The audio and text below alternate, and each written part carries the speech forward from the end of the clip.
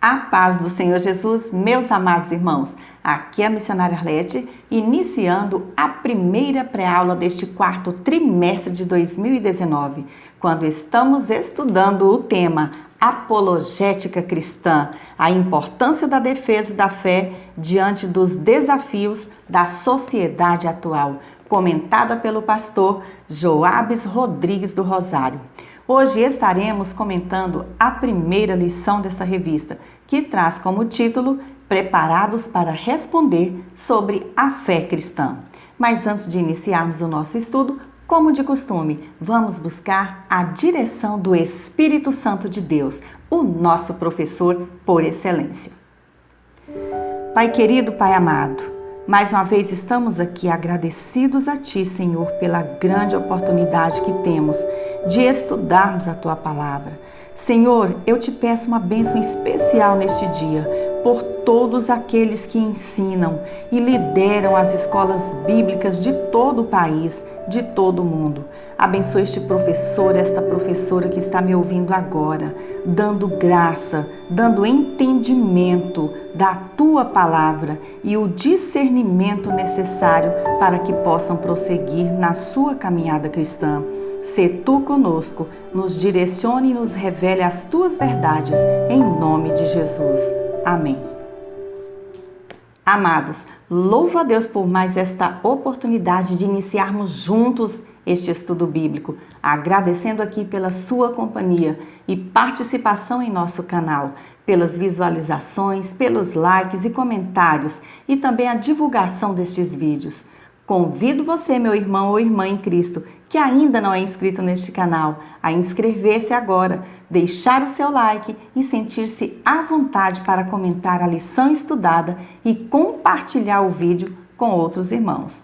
Lembrando aqui aos inscritos que sempre confiram o sininho das notificações, veja se está devidamente ativado, para que sempre recebam de primeira mão as nossas postagens. O nosso objetivo continua sendo levar até você um subsídio a mais para a sua escola bíblica dominical e juntos aprendermos um pouquinho mais da palavra de Deus. Lição 1. Preparados para responder sobre a fé cristã. O texto áureo de hoje encontra-se na primeira epístola de Pedro, capítulo de número 13, versículo 15. E assim diz a palavra do Senhor: Antes, santificai a Cristo como Senhor em vossos corações, e estais sempre preparados para responder com mansidão e temor a qualquer que vos pedir a razão da esperança que há em vós.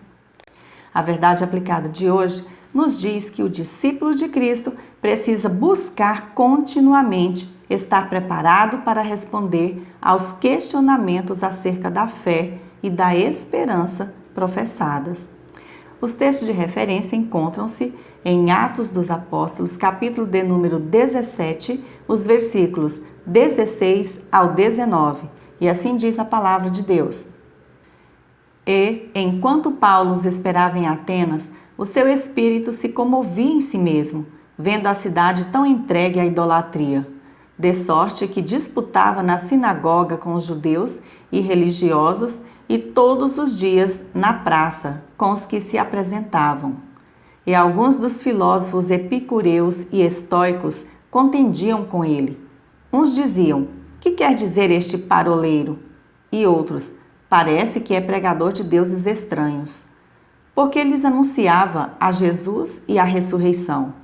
E tomando-o, o levaram ao Areópago, dizendo: poderemos nós saber que nova doutrina é essa de que falas? O primeiro objetivo desta lição é estudar a importância da apologética cristã. Já na introdução desta lição, temos a definição da palavra apologética, que deriva da palavra grega apologia e significa defesa, suporte ou apoio em prol de algo ou de alguém, normalmente feita em forma de discurso ou texto escrito. Significa também uma resposta de defesa contra alguma acusação ou denúncia. O dicionário Aurélio Online define a apologética no sentido teológico como sendo o pensamento que afirma ser a fé comprovada pela razão, e no sentido religioso, Trata-se da defesa da religião cristã contra os ataques de seus adversários. Não se trata de críticas para contendas ou intolerância religiosa. A apologética cristã é a ciência que apresenta a defesa da fé cristã e é usada para combater as doutrinas, as filosofias e ideologias humanas contrárias a Deus e à sua palavra. Temos exemplos na Bíblia Sagrada de que as primeiras pregações da fé cristã tiveram seu início com palavras de apologia, de defesa da fé. Em Atos capítulo 2, versículos 14 a 36, o apóstolo Pedro apresenta um discurso em que, ao mesmo tempo, defende a fé cristã e evangeliza, provando nas Escrituras a veracidade do evangelho da salvação em Jesus Cristo. No dia de Pentecostes, Pedro deu testemunho do Cristo ressurreto, ao falar àquela multidão de judeus e aos demais que habitavam em Jerusalém, que, atraídos pelo movimento da descida do Espírito Santo e o seu agir na vida dos discípulos, diziam que estes estavam embriagados. Atos 2, 13 ao 15.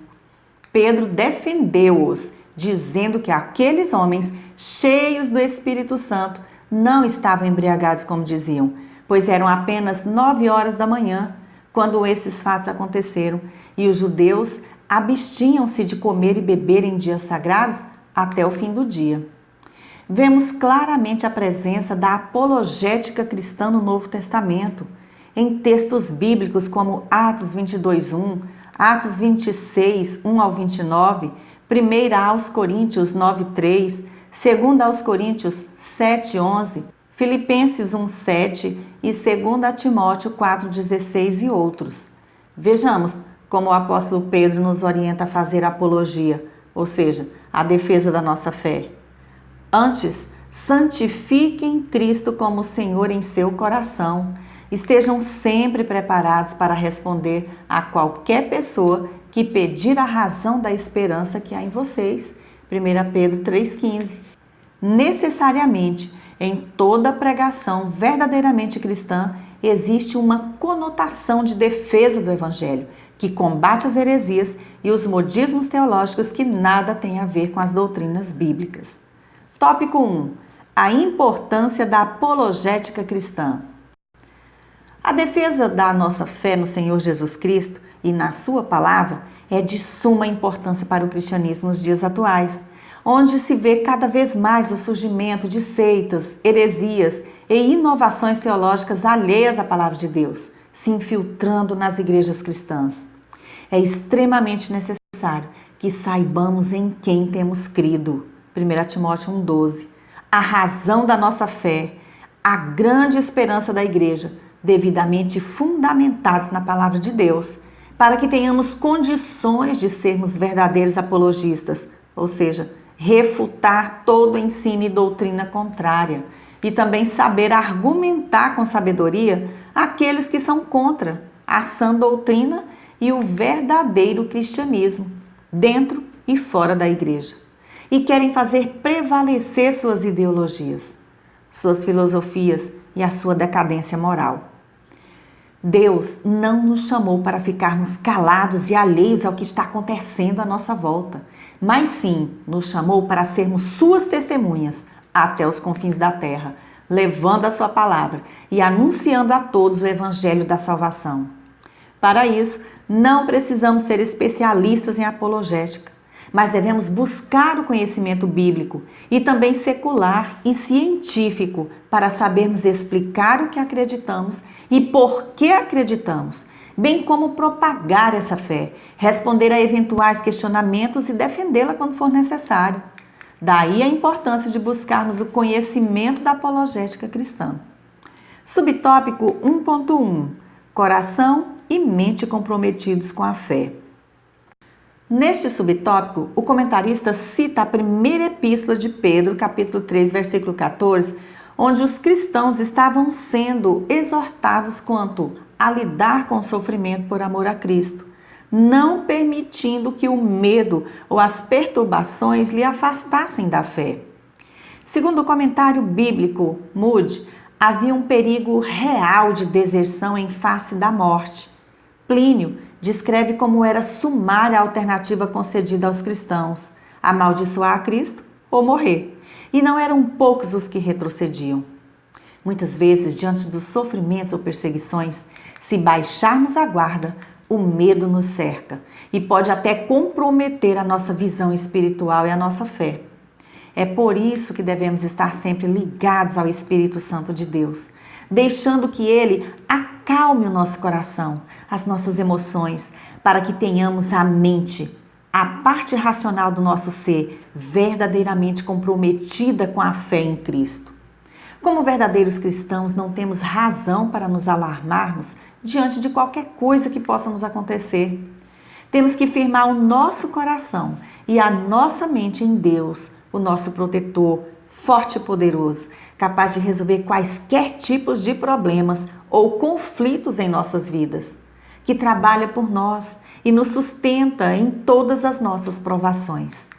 A certeza da fé no Senhor Jesus Cristo e na sua obra redentora fortalecia cada vez mais a igreja primitiva e ainda hoje nos fortalece na caminhada cristã, tão cheia de desafios e sofrimentos, também nos nossos dias. Subtópico 1.2: o fortalecimento da fé cristã. Neste subtópico, o comentarista, pastor Joabes Rodrigues do Rosário, diz que nas escolas seculares, nas universidades e no trabalho, os cristãos são acaroados todos os dias com argumentos seculares, a filosofia, a ciência, a história, a sociologia e as outras mais, na intenção clara de minar a fé cristã. Somos também o tempo todo bombardeados pela mídia, cada vez mais decadente, sem princípios ou valores morais, que só contribui para que essa geração, principalmente crianças, adolescentes, jovens e até mesmo pessoas adultas, sem uma boa estrutura familiar e instrução bíblica, fraquejem na fé cristã, devido a tanto lixo filosófico enfiado em suas mentes. Quantos ainda não descobriram as insondáveis riquezas da palavra de Deus? Quantos deles querem desistir da própria vida por não suportarem o mínimo de sofrimento devido a uma débil fé cristã? Quantos cristãos conhecemos que, através de suas palavras e atitudes, denunciam não saber exatamente a razão da sua fé? Ou nunca tiveram um verdadeiro encontro com Deus? A falta de conhecimento bíblico mina a fé cristã, enquanto que a fé vem pelo ouvir. Não ouvir qualquer pensamento ou doutrina, mas ouvir e meditar na palavra de Deus. Romanos 10:17. É através dessa palavra que obtemos as respostas de muitas questões existenciais e até polêmicas para o mundo. E quando cultivamos o hábito de ler e meditar nas Sagradas Escrituras, temos a fé fortalecida em Jesus Cristo, o nosso Senhor, e nos tornamos aptos a ser apologistas, defensores da nossa fé e capazes de responder aos que têm dúvidas ou refutar os argumentos seculares contrários a ela. Subtópico 1.3: apologética e evangelização. Aqui vemos alguns desafios da evangelização, como ser confrontado por conhecimento secular ou até mesmo por questionamentos sobre as Escrituras e não ter na hora um forte argumento bíblico para embasar a nossa fala. O comentarista afirma que nestes casos será de grande utilidade a apologética cristã, com suas informações seguras e consistentes, visando preparar a pessoa para apresentar-lhe o plano divino de salvação. Temos em Atos 17, 16 ao 34, o exemplo deixado pelo apóstolo Paulo de como usou a apologética na evangelização. Em Atenas, a principal cidade da Grécia Antiga, centro da filosofia, da literatura, da ciência e da arte, a sede da maior universidade do mundo naquela época, Paulo se deparou com ruas cheias de ídolos, altares e templos, e também com filósofos constantemente especulando a respeito da natureza e do significado da vida. Vejamos o que Lucas escreveu.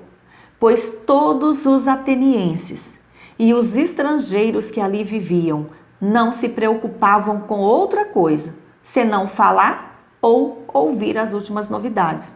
Atos 17, 21. Essa descrição nos lembra também os que se dizem intelectuais hoje em dia, sempre à procura de ideias sensacionalistas e fora dos preceitos bíblicos.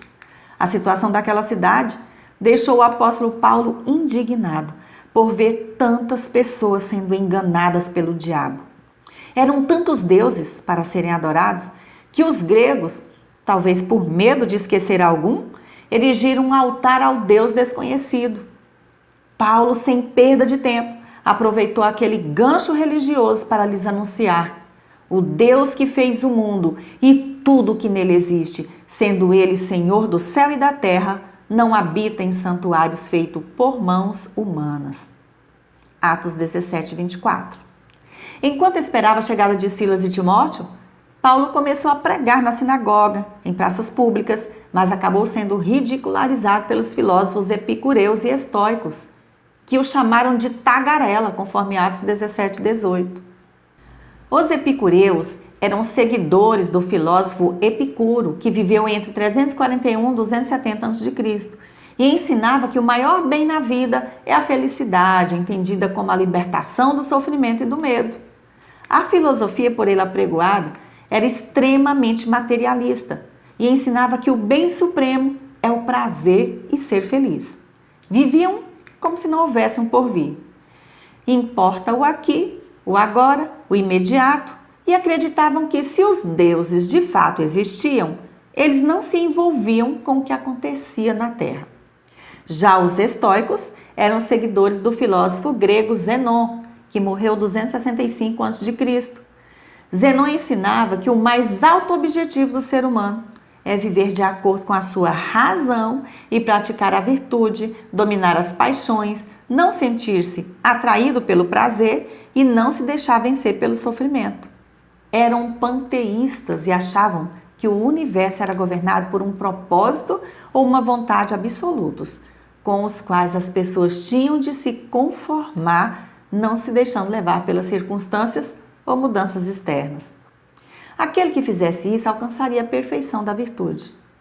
O resultado dessa filosofia era o orgulho e a autossuficiência, como se pode ver na resposta arrogante que eles deram ao Evangelho. Foram essas duas classes de filósofos que no Areópago chamaram Paulo de paroleiro, tagarela, pregador de deuses estranhos. Muitos cristãos hoje em dia passam por situação semelhante ao levar a palavra de Deus às pessoas idólatras ou consideradas intelectuais. A semelhança entre os pensamentos dos filósofos epicureus e estoicos da época de Paulo e da maior parte da sociedade de hoje em dia é impressionante. Séculos se passaram, porém os velhos enganos apenas ganharam roupagem nova e continuam levando milhares de vidas à perdição eterna. É por isso que devemos nos esforçar e buscar cada vez mais a comunhão com Deus, o conhecimento da sua palavra e direcionamento do seu Santo Espírito para defender a nossa fé e refutar tudo aquilo que não agrada ao Senhor, fazendo como o apóstolo Paulo ao ser incomodado pelo pecado e pregando o evangelho do Senhor Jesus a esta geração, mesmo que sejamos chamados de tagarelas ou com zombaria nos disserem: a respeito disso te ouviremos noutra ocasião. Atos 17, 32. Foi o que disseram a Paulo quando falou de Jesus Cristo, da ressurreição, na qual os gregos não acreditavam. Vale a pena prosseguir e ver o agir de Deus no meio do povo incrédulo. Atos 17, 34. O segundo objetivo desta lição é ensinar sobre o uso da apologética na refutação. Tópico 2. O uso da apologética na refutação. A defesa da fé na refutação ou contestação de crenças e práticas contrárias à palavra de Deus é encontrado também no testemunho da história da igreja. Subtópico 2.1. Refutar os falsos mestres. Neste subtópico é citada a importância dada pelo apóstolo Paulo ao fato da igreja de Creta se manter na sã doutrina, assim como mostrar o erro daqueles que se opunham ao ensino bíblico e rebatê-los ou refutá-los. Tito 1, 5 ao 11. Paulo orienta Tito a indicar líderes para as igrejas de Creta, os quais deveriam ter uma vida familiar em ordem, evitando os vícios e cultivando as virtudes mencionadas em Tito 1, 8. A organização das igrejas de Creta estava incompleta, devido à pequena duração da visita de Paulo, o qual identifica deficiências em 3 áreas específicas: a falta de organização nas igrejas, falsos mestres sem ninguém para enfrentá-los e a necessidade de ensino, de doutrina e de habilidades para a vida prática. Os falsos mestres sempre foram extremamente prejudiciais para a igreja do Senhor, pois com facilidade eles disseminam as heresias no meio do povo de Deus. É necessária uma constante vigilância dos pastores e líderes religiosos, especialmente na igreja local, sobre o que está sendo ensinado, quem está sendo convidado para pregar, porque é fácil falsas doutrinas serem inseridas, porém é muito difícil consertar o estrago deixado por elas. Identificamos um falso mestre quando este não prioriza o ensino bíblico e também pela sua atitude, pois é soberbo e nada sabe, mas delira acerca de questões e contendas de palavras, das quais nascem invejas, porfias, injúrias, suspeitas maliciosas. 1 Timóteo 6, 4. E também querem ser doutores da lei, embora não entendam nem o que dizem, nem o que com tanta confiança afirmam. 1 Timóteo 1, 7. Os que assim procedem devem ser contestados. O ensino deles devem ser rejeitados. Subtópico 2.2. A refutação e os últimos dias. Os últimos dias são sinalizados na Bíblia por meio das profecias e cumpridos através dos acontecimentos mundiais na história da humanidade e também referentes a Israel, a igreja e o futuro final do reino de Deus. A palavra de Deus nos revela as características dos últimos dias, sendo abordado neste subtópico: o surgimento de falsos profetas, Mateus 24:11, espíritos enganadores e doutrinas de demônios, 1 Timóteo 4:1, falsos doutores e heresias, 2 Pedro 2:1. No capítulo 24 de Mateus, o Senhor Jesus falou acerca de coisas que aconteceriam nos últimos dias e orientou os discípulos a terem discernimento quanto ao cumprimento da profecia. Sobre os últimos dias, o apóstolo Paulo nos alerta: sabe, porém, isto, nos últimos dias sobrevirão tempos difíceis. 2 Timóteo 3:1. Os últimos dias de que Paulo fala incluem todo o tempo a partir de sua época, desde a escrita dessa carta até a volta de Cristo.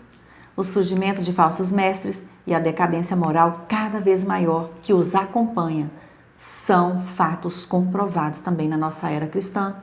E temos que saber lidar com esses problemas, combatendo-os pelo poder da palavra de Deus. Ao anunciar que os últimos dias da humanidade serão difíceis ou trabalhosos, Paulo descreve as características más daqueles que não servem a Deus, cujos fundamentos morais estão abalados. 2 Timóteo 3:3. Não podemos baixar a guarda da vigilância, pois Satanás tenta iludir e enganar as pessoas de todas as formas, para induzi-las ao erro e ao afastamento de Deus desde o princípio. Por isso é tão necessário que cada cristão busque diligentemente o fortalecimento da fé pelo conhecimento da Bíblia Sagrada, pela oração, jejum e a indispensável comunhão, ação e direção do Espírito Santo de Deus, que nos capacita para refutarmos, para rejeitarmos toda sorte de enganos que surgem a cada dia. Temos que confrontar esse tipo de ensino e rejeitá-los com fervor. Subtópico 2.3. Mansidão e temor. Sobre isso, vejamos o que nos diz a Bíblia.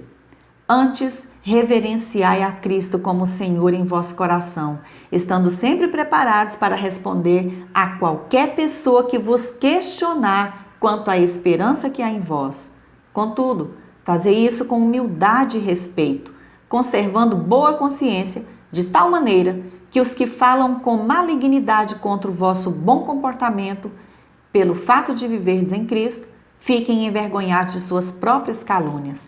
1 a Pedro 3, 15 e 16. Sobre esse último versículo, a Bíblia King James atualizada traz o seguinte comentário, abro aspas, o cristão está sob as bênçãos de Deus e de posse da verdade, portanto não tem do que se envergonhar ou temer. Sua apologética, defesa da fé, deve ser proclamada com mansidão, paciência e consideração à pessoa humana daqueles que se opõem, pois todos nós fomos criados à imagem de Deus e carecemos da iluminação do Espírito Santo.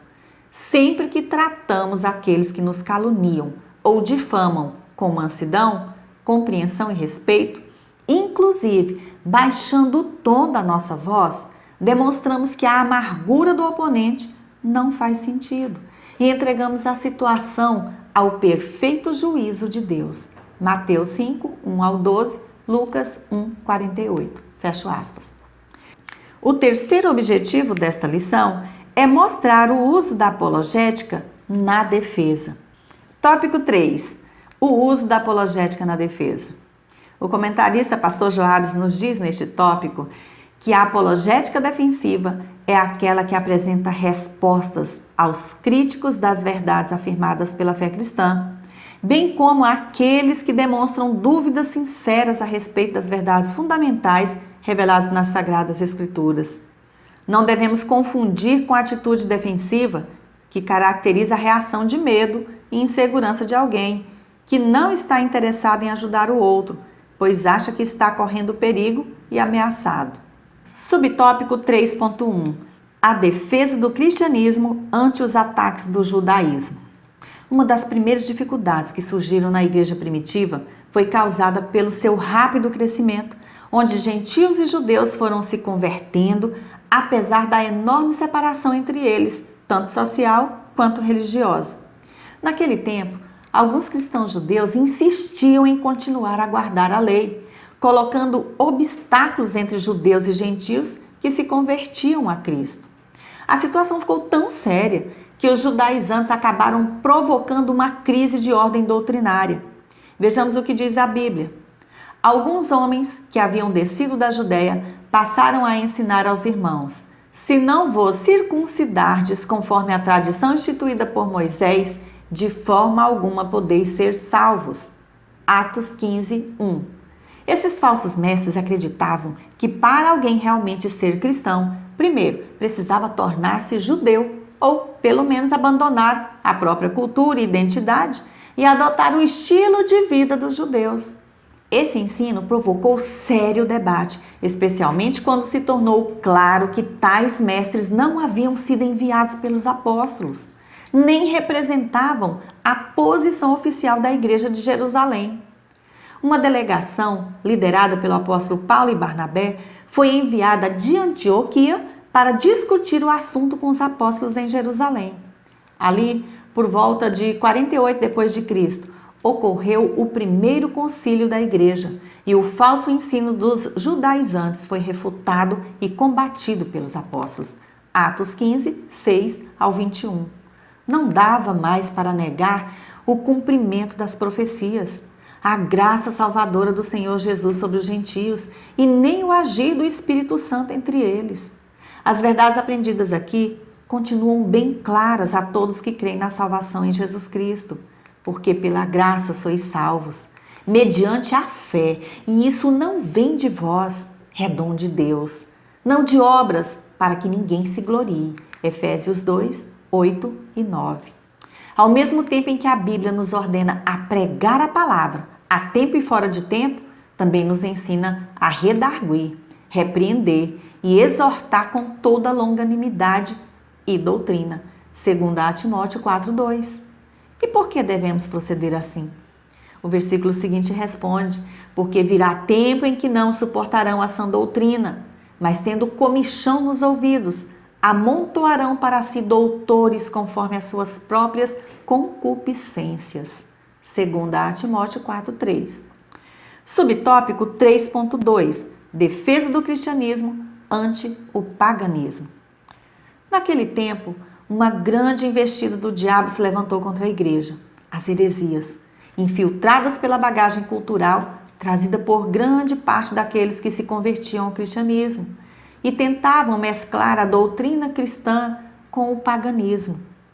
Dentre as várias doutrinas hereges surgidas na época, destacamos aqui o gnosticismo, que ensinava uma filosofia fundamentada no conhecimento, ou gnosis, de sentido esotérico, tendo como maior característica o sincretismo religioso, que procurava reunir os principais ensinos do Evangelho às religiões místicas. Os gnósticos afirmavam que a matéria era má e o espírito era bom. Esse dualismo entre matéria e espírito, filosofia do antigo platonismo, levou seus adeptos a negar a realidade da matéria. A influência desse pensamento sobre a igreja primitiva pode ser percebida na crença que negava a natureza humana de Cristo. Em outras palavras, eles ensinavam que Cristo, sendo bom, não poderia habitar em um corpo físico que era mau, negando a sua encarnação. É por isso que os apóstolos Paulo e João alertaram a igreja a combater essas heresias.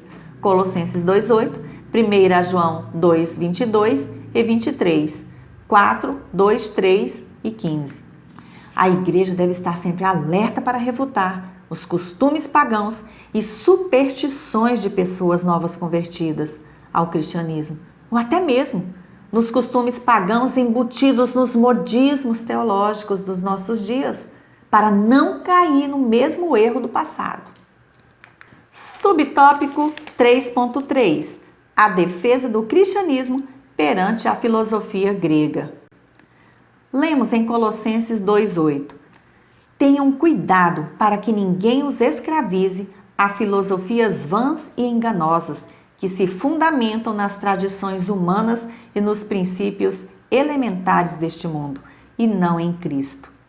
Neste versículo, o apóstolo Paulo está se contrapondo à heresia colossense, que ensinava, entre outras coisas, que para ser salvo era preciso combinar a fé em Cristo com conhecimentos secretos e com uma série de regras da tradição judaica, como práticas físicas e externas, como a circuncisão, os alimentos, as bebidas e observância de rituais e festas religiosas. Para concluir, o ser humano deve estar envolvido por completo na conversão. Mente, emoções e vontade. É de Jesus a ordem: amarás o Senhor teu Deus de todo o teu coração e de toda a tua alma e de todo o teu pensamento. Mateus 22:37. Paulo diz que ele é incumbido da defesa do Evangelho. Filipenses 1:16. Tudo isso implica em uma mensagem de boas novas claramente assimilada, a qual pode ser racionalmente compreendida e defendida. Que Deus em Cristo Jesus abençoe grandemente a sua aula. E não se esqueça de visitar o blog revistaebd.com. Nele, continuamos a disponibilizar subsídios em slides editáveis para cada uma das lições aqui estudadas, bem como os 3 hinos da harpa cristã, sugeridos pela revista semanalmente, e mais comentários. Visite também o nosso blog hinosdaharpa.org, ainda em construção, e tem como objetivo disponibilizar todos os hinos da nossa harpa cristã, com cifras, partituras e biografias dos seus autores. Agradeço pela sua companhia. Se você gostou desta pré-aula, inscreva-se em nosso canal, deixe aqui o seu like, o seu comentário para contribuir com a divulgação deste trabalho. Conte para nós de onde você está nos assistindo. Fique na graça e na paz do nosso Senhor e Salvador Jesus Cristo. E até a nossa próxima pré-aula, se Deus assim nos permitir.